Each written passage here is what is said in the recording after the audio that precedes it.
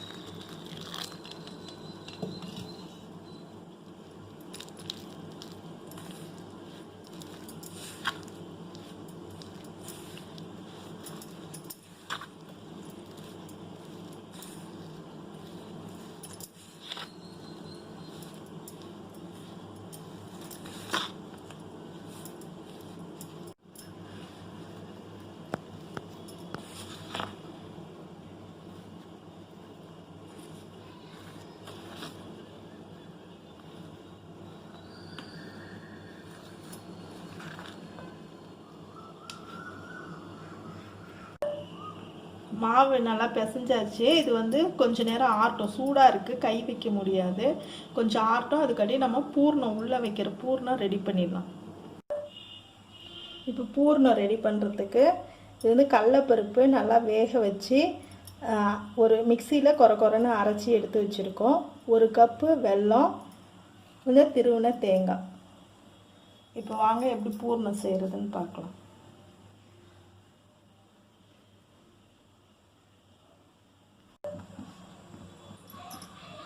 இப்போது நெய் கொஞ்சம் ஆட் பண்ணியிருக்கோம்.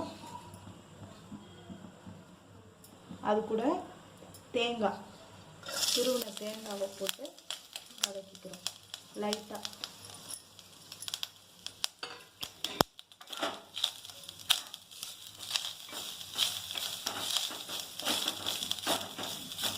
வதக்கிட்டு அது கூட வெல்லம், தண்ணிலாம் ஊற்ற வேணாம். அந்த வெல்லம் வந்து அந்த ஹீட்லேயே உருகிடும்.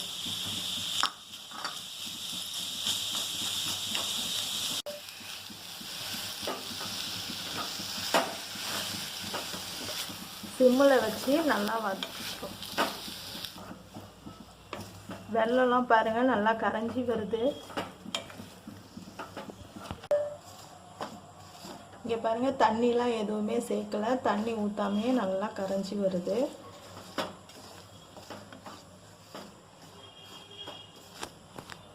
நல்லா வெல்லம் எல்லாமே கரைஞ்சதுக்கப்புறமா நம்ம ஏற்கனவே அந்த கடலைப்பருப்பு கொரப்பாக அரைச்சி வச்சுருக்கோம்ல, அதை சேர்க்கணும்.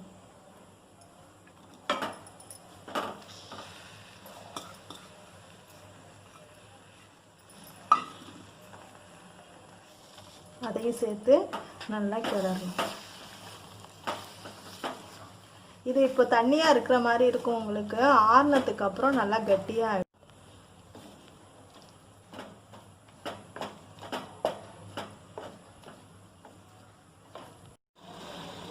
நல்லா கொதிக்குது. லாஸ்ட்டாக ஏலக்காய் போட்டு தூவி ஆஃப் பண்ணுவோம்.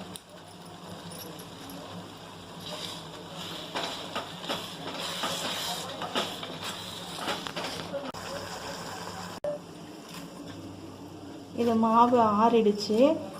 இப்போ பாருங்கள், கொஞ்சம் உங்களுக்கு பிசு பிசுன்னு இருந்ததுன்னா கொஞ்சம் எண்ணெய், நல்லெண்ணெய் இல்லைன்னா நெய் போட்டு பிசைஞ்சிங்கன்னா நல்லா சாஃப்டாக நல்லா வந்துடும் உங்களுக்கு. பாருங்கள் நல்லா சாஃப்டாக இருக்குது மாவு. பூர்ணம் பாருங்கள் ஆறிடுச்சு. நல்லா உருண்டை பிடிக்கிறதுக்கு நல்லா வருது பாருங்கள். இலையில நெய் தடவி வச்சுருக்கேன். நெய் தடவிட்டு கொஞ்சமாக மாவு எடுத்து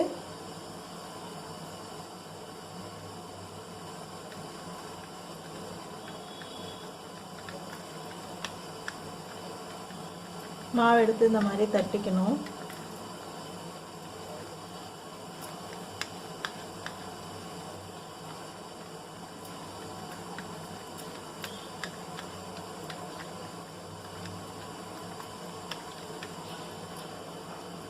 தட்டிக்கிட்டு நம்ம செஞ்சு வச்ச பூர்ணத்தை உள்ளே வச்சுட்டு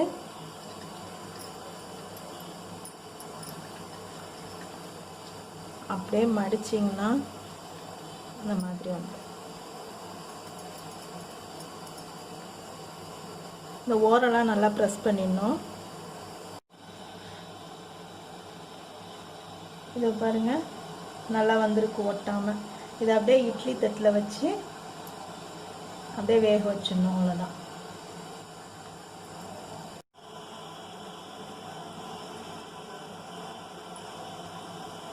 பாருங்கள், கையில் இந்த மாதிரி ரவுண்டாக தட்டிட்டு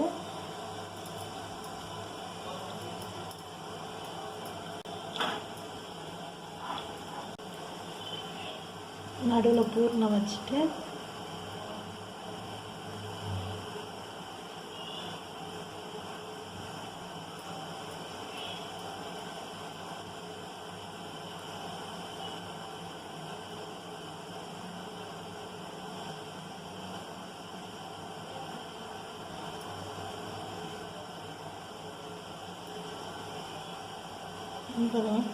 இந்த மாதிரியே செஞ்சுக்கலாம்.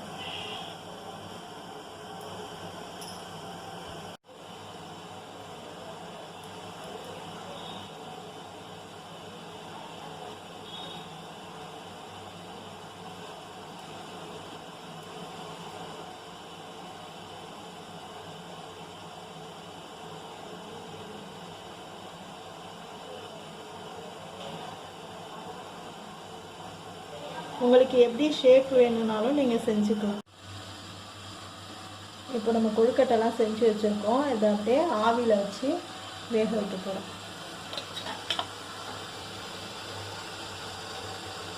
ஒரு 5 to 7 minutes வச்சுருந்தா போதும், வெந்துடும்.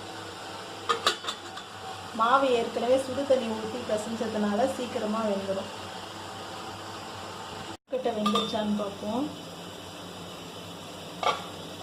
வெந்துடுச்சு, எடுத்துடலாம்.